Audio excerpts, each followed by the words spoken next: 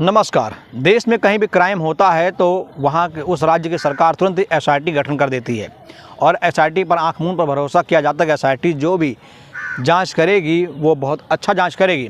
लेकिन साहब, हम लोग एक नॉर्मल आदमी हैं, हम लोग जानते हैं कि उत्तराखंड की अंकिता भंडारी के मामले में कहाँ कमियाँ रह गई हैं। लेकिन आज तक एसआईटी को कमियाँ क्यों नहीं दिखी। जिस रिजॉर्ट की चर्चा हम लोग अक्सर सुनते रहते हैं, उस रिजॉर्ट के बारे में अगर कोई अच्छे से बता सकता है तो वो है रिजॉर्ट तोड़ने वाला ड्राइवर, जिसने रिजॉर्ट को तोड़ा है। जिस जेसीबी से रिजॉर्ट तोड़ा गया है उसका ड्राइवर बहुत अच्छे से बता सकता है कि उस रिजॉर्ट में क्या कुछ हुआ था। उस रिजॉर्ट में आग लगाने वाले लोगों को पकड़ा जाना चाहिए। जिन्होंने आग लगाया था, घर में घुसकर, कमरे में घुसकर आग लगाया था, वो बता सकते हैं कि रिजॉर्ट के अंदर क्या सीन था। उस रिजॉर्ट में काम करने वाले या उस रिजॉर्ट का जो सिक्योरिटी गार्ड था उससे पूछताछ होनी चाहिए। आखिर में आज तक एसआईटी ने इन लोगों को क्यों नहीं छुआ, क्यों नहीं टेस्ट किया। हम ये जानना चाहते हैं कि एसआईटी किससे पूछ रही है, किससे जांच कर रही है।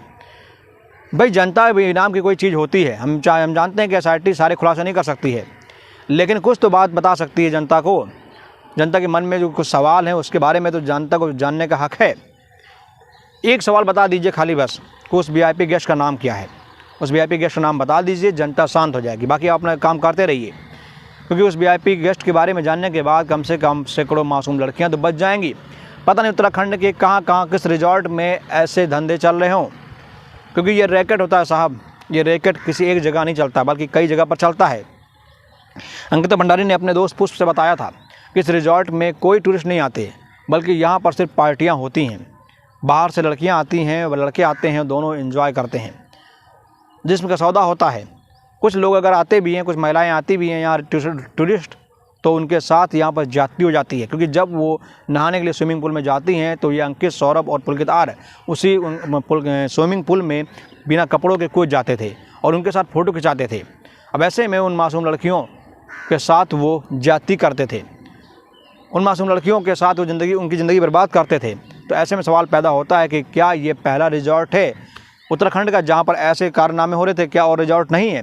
और भी रिजॉर्ट हैं साहब। उन रिजॉर्ट के बारे में पता चल जाएगा जब उस वीआईपी का नाम सामने आ जाएगा और अगर विनोद आर्य के पिछवाड़े में डंडा पड़ेगी और उसके बाद पुलकित आर्य के कंग नीचे झापड़ पड़ेगा, तभी सारे सामने के सबूत आएंगे।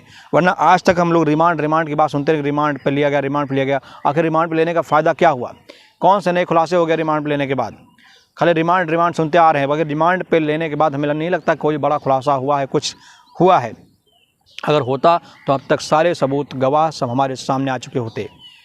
ये वजह है कि आज तक उत्तराखंड की धामी सरकार ने उस वीआईपी गेस्ट का नाम नहीं बताया, क्योंकि वीआईपी गेस्ट कोई मामूली हस्ती नहीं है। वो ऐसी हस्ती है जो पुष्कर सिंह धामी के बगल में बैठती है, न आगे न पीछे, बल्कि उसके बगल में बैठने वाला ही शख्स वीआईपी गेस्ट है। वरना अब तक खुद पुष्कर सिंह धामी मीडिया पर कॉन्फ्रेंस करके उसका नाम बता देते।